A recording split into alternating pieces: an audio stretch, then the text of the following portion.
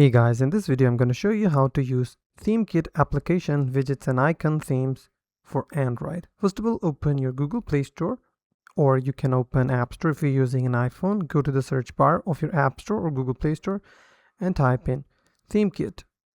You will land on this page.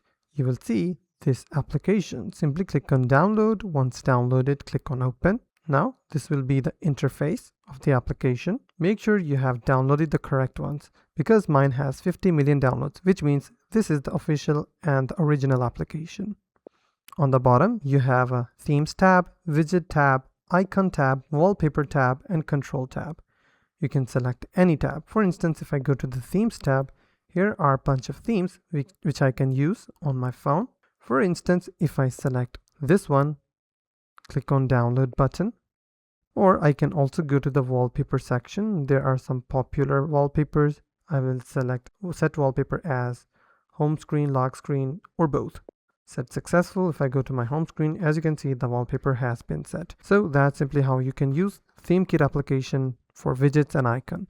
If you found this video helpful, please hit the like button and don't forget to subscribe.